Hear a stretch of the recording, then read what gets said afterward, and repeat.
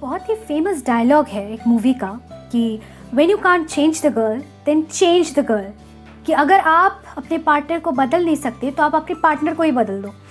लेकिन अब क्योंकि हम लोग लॉ ऑफ अट्रैक्शन फॉलो कर रहे हैं तो हम नॉर्मल इंसान नहीं हैं।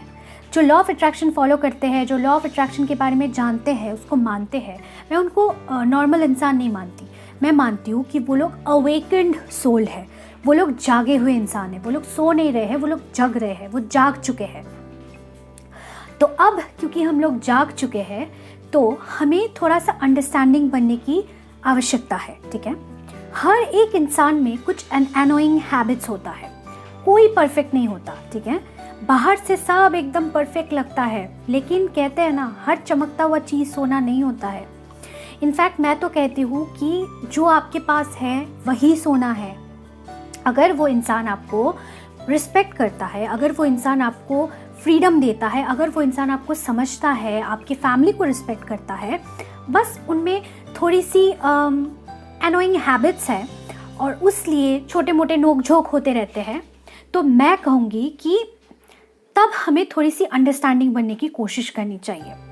कभी कभी ऐसा होता है कि हमारे जो पार्टनर्स होते हैं वो ऐसे बेड पे पड़े हुए रहते हैं, काउच पे पड़े हुए रहते हैं और सामने ही पानी का बॉटल पड़ा हुआ रहता है और वो आपको आवाज़ लगाते हैं, आप दूसरे रूम से आते हैं, सामने पड़ा हुआ बॉटल उनको उठा के देने के लिए, या फिर थोड़ा सा उठ के जाएंगे तो लाइट का स्विच है या फिर एसी का स्विच पड़ा हुआ है, रिमोट पड़ा हुआ है, वो आपको आवाज़ लगाएंगे, ठीक है। और इन सब चीज़ों से ना आपको बहुत चिढ़ होता है, झगड़ा होता है, नोकझोंक होता है और इससे रिलेशनशिप्स ख़राब हो जाते हैं।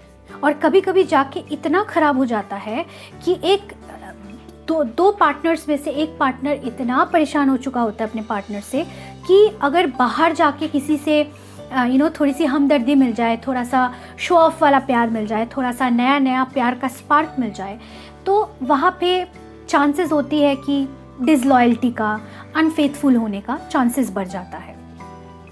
लेकिन समझना हमको ये है कि हमारे पार्टनर जो ऐसे सिली हरकतें करते हैं वो इसलिए नहीं करते हैं कि वो हमें सताना चाहते हैं या वो हमें परेशान करना चाहते हैं या वो हमें पनिश करना चाहते हैं।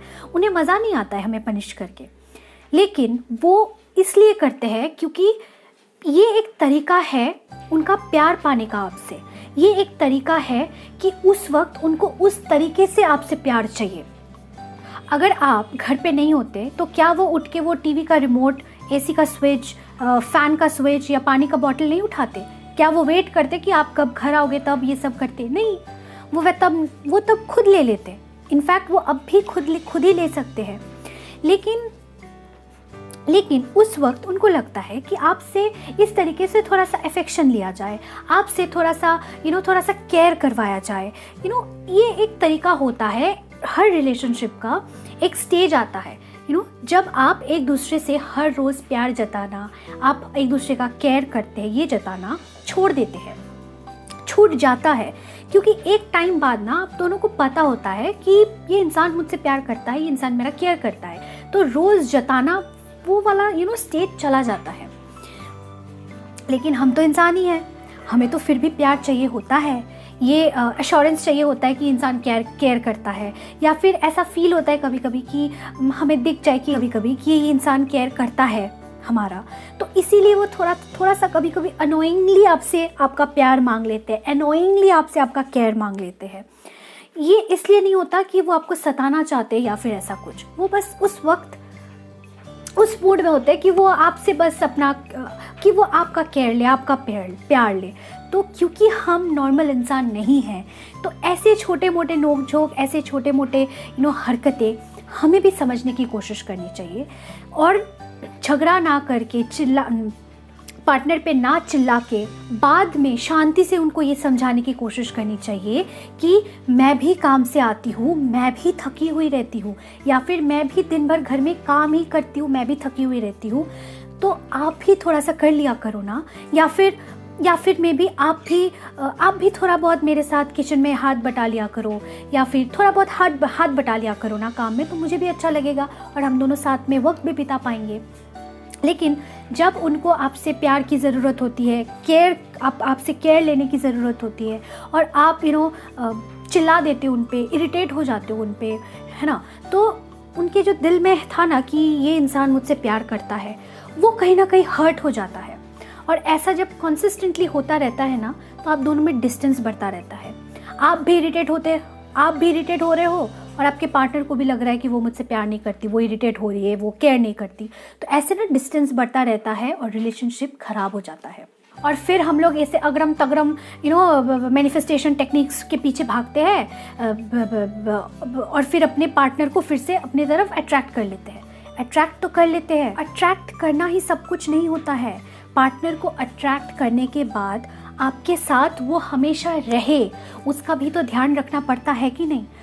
क्योंकि हम एक माइंडफुल लाइफस्टाइल को जी रहे हैं, लॉ ऑफ अट्रैक्शन को फॉलो कर रहे हैं, तो वक्त आ गया है कि हम थोड़ी सी अंडरस्टैंडिंग बने और अपने पार्टनर को भी समझे, सिचुएशन को बिगड़ने ही ना दे कि ऐसा नौबत आए कि हमें 555 टेक्निक करना पड़े, अपने पार्टनर को वाइब्रेशंस के थ्रू मैसेजेस भेजना पड़े, उनको समझाना पड़े। ऐसे रिलेशनशिप को ख़राब करना ही क्यों है कि हमें ये सब करना पड़े। रिलेशनशिप को हमेशा अच्छा ही बना के रखते हैं ना, और फिर लॉ ऑफ अट्रैक्शन को फॉलो करके हम दोनों साथ में एक परफेक्ट लाइफ जीते हैं ना, ख़राब ही नहीं होने देते हैं in the very first place, है ना। ये तो और ज़्यादा आसान होगा, है ना।